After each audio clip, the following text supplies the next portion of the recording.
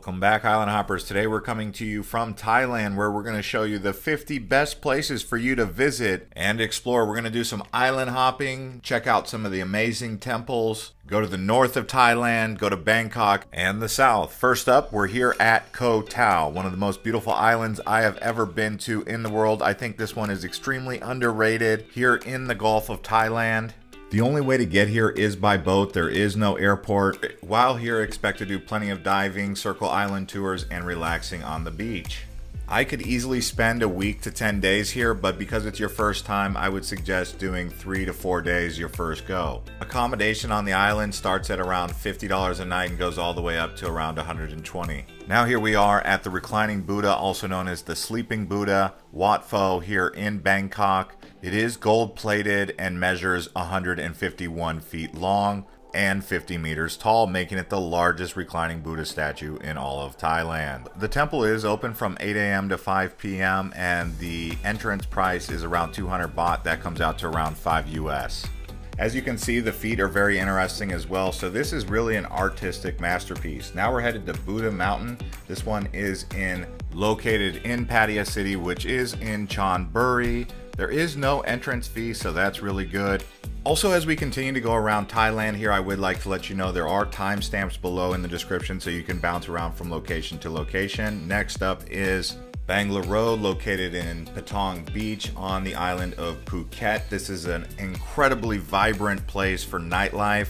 I would not recommend bringing kids here as it is a bit of a hectic party zone. In the daytime, it's just a regular road, but at night, this place lights up and becomes absolute mayhem and pandemonium on the street. I have always said this has got to be the biggest party on planet Earth every single night. There is a lot of shows that take place down here, as well as a night market and other activities, so keep that in mind when you're walking around.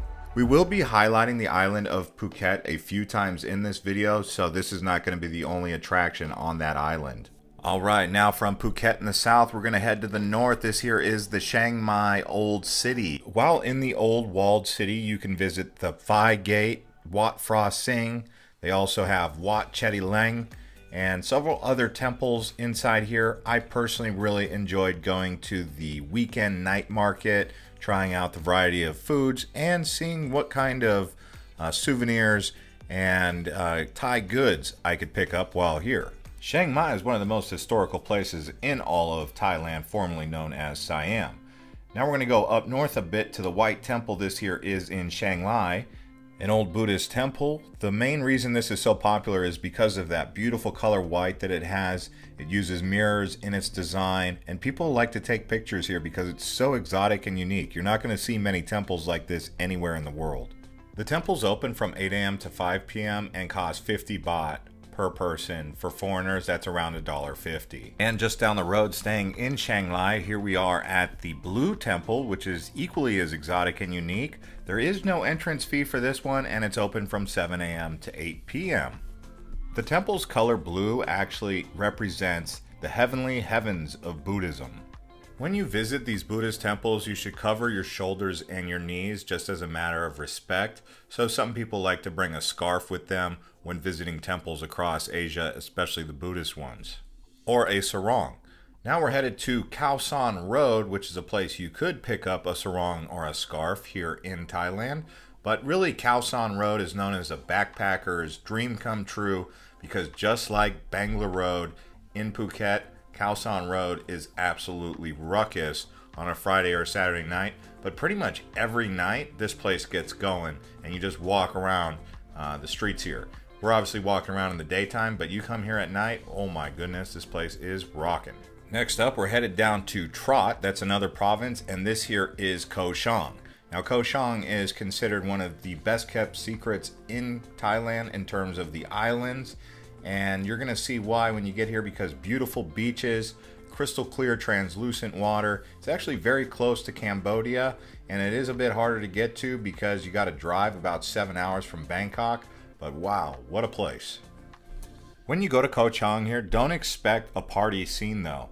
Now we're headed to the next island right next to Koh Chang. This here is Koh Kood, and it's also in the province of Trot in the Gulf of Thailand, nearby Cambodia. So between these two islands, you can easily do them both. But again, don't expect much partying. Most people come here for the nature, the beautiful beaches, the seclusion, and the relaxation. If you didn't want to drive from Bangkok, they do have an airport nearby here called Trot, TDX. You can look it up. And from Trot, we're headed back to Bangkok. This here is the Grand Palace.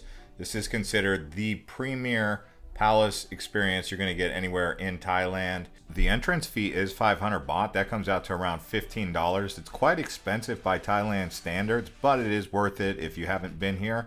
There's also a very strict dress code that you must abide by. Men must wear long pants or a sarong or something to cover up the legs. And the same goes for the ladies, so be sure to cover up when you come here. Now we're headed to the Sanctuary of Truth. This is in Pattaya Beach. This is a wooden temple. It's absolutely amazing. They're still working on it. Construction began in 1981 and it's not expected to be completed until 2025, so it should be coming soon, but still under construction. Because of that, you still have to wear a hard hat when going inside here. The temple incorporates a mix between Ayutthaya Kingdom, Buddhist, and Hindu beliefs. Now, along with temples, Thailand is also known for mega malls. Now, there are a few, but one that stands out to me is going to be Siam Paragon, right here along Sukhumvit Road in Bangkok. There are a few other malls nearby, like Icon Siam, Central World, Central Westgate. So Thailand, in my opinion, really stands out with its malls. It's very hot and humid, and people like to go indoors to the malls. Now we're here in Koh Phangan. This is the full moon party island. It happens once a month on the full moon.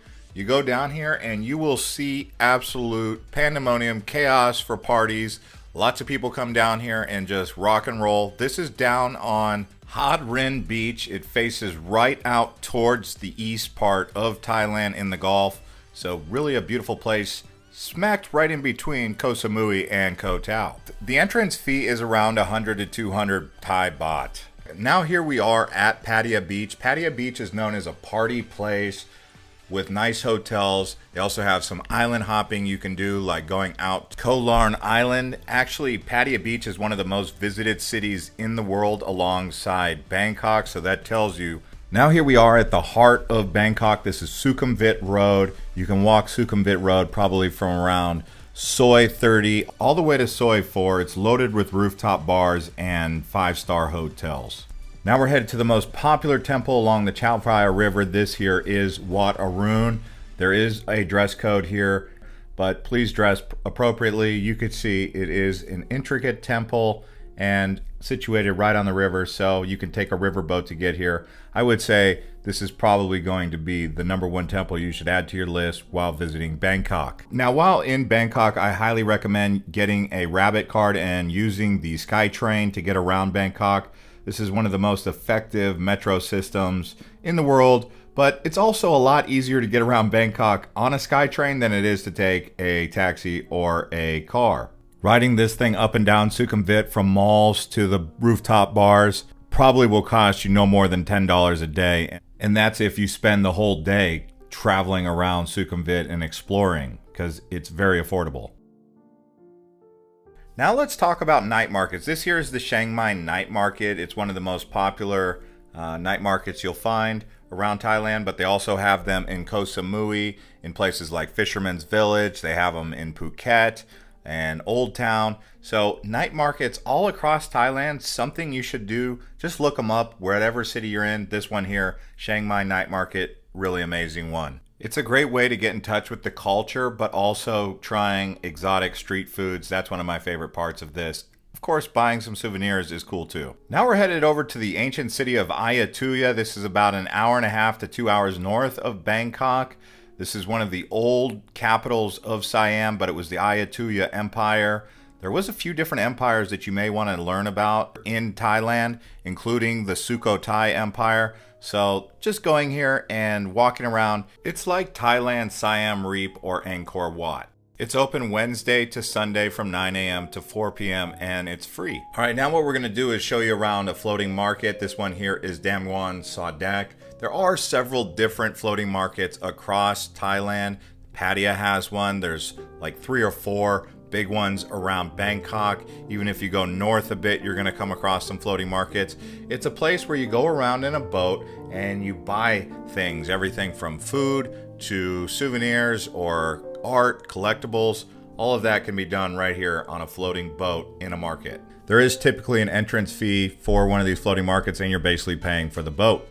Speaking of boats, we're gonna head down to Koh Samui. This here is just north of Phuket. It's a man-made reservoir in these limestone cliffs and canyons.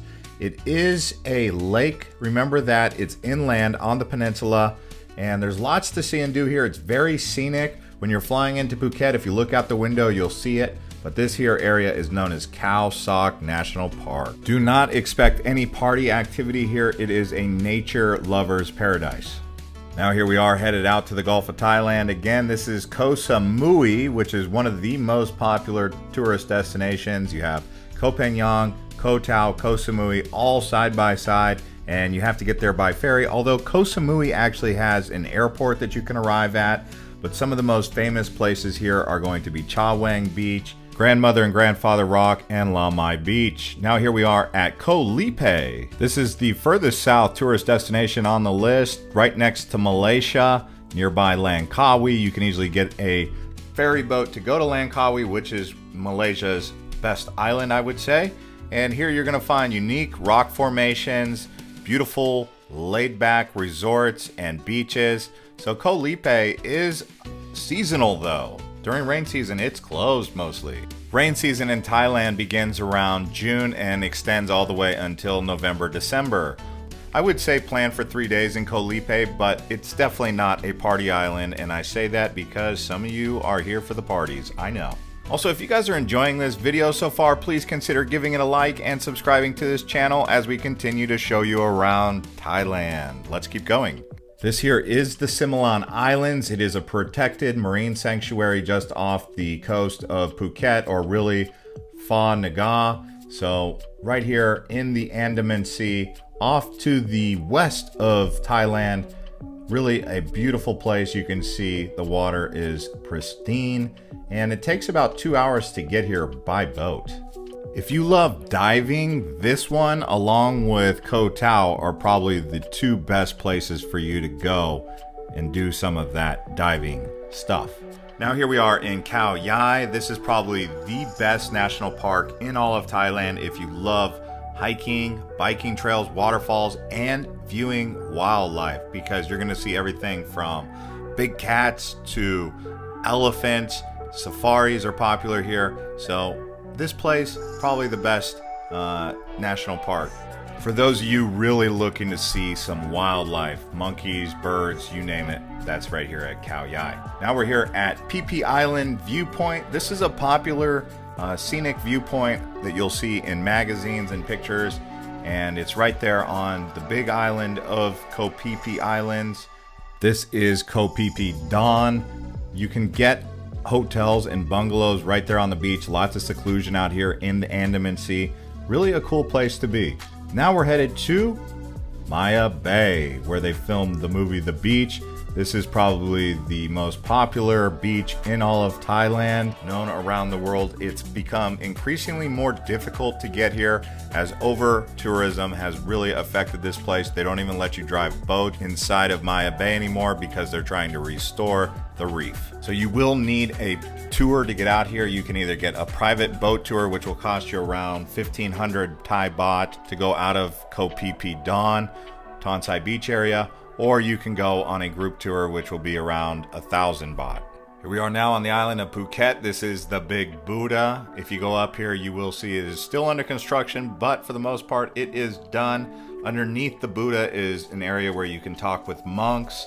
It's also probably got some of the best views of Phuket. Now here we are at Erawan National Park, known for waterfalls and nature. There are 7 tiers to this waterfall. It's about 3.5 hours away from Bangkok, nearby Myanmar's border. Now here we are at a cabaret show. This is a very unique activity for people. It might not be for everybody, but they have these cabaret shows in Pattaya, Bangkok, also in Phuket. This one here is called Simon Cabaret. The ticket price is around 22 US. Now here we are at the train market nearby Bangkok. It happens around 6 p.m. when the train comes rolling through here. They pick up everything in the market and it's a tight squeeze going through here. It's also nearby the Damwon Sadek floating market, so you may consider doing both activities in the same day. So you do the floating market and then the train market right after, and then you head back to Bangkok. It is totally free to walk around the market and watch the train.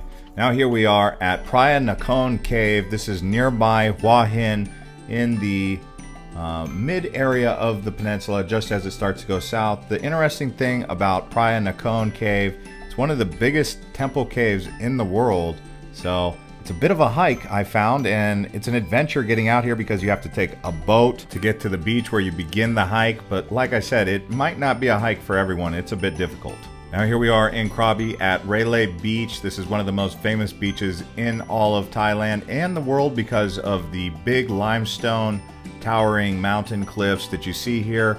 It's also a popular place with people who want to go to the cave restaurant Rayavadi, which is actually at Phra Nang Beach, which is right next to Railay Beach. So if you come out here to this area of Krabi, just keep in mind you have to take a long-tail boat from Ao Nang because there are no roads. Now when the tide goes out, you can actually walk out to the islands, which are a pretty cool experience because when it's high tide, it's not possible to go out there unless you're swimming or taking a kayak. So walking out there changes the whole situation. Now here we are at Hong Island. This is also in Krabi in Phang Nga Bay. It takes about an hour to get here from Krabi, Ao Nang Beach. And another island is James Bond Island, famous for the movie James Bond where he walked up onto the beach. You can see the unique rock formation here. This is about an hour away from Hong Island by boat.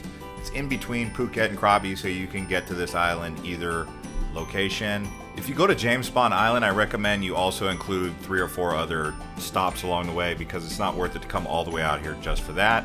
But in that area is Phang Nga, that's the bay, and it's really one of the most impressive sights you'll see anywhere in Thailand, this whole bay, because of the limestone rock spires.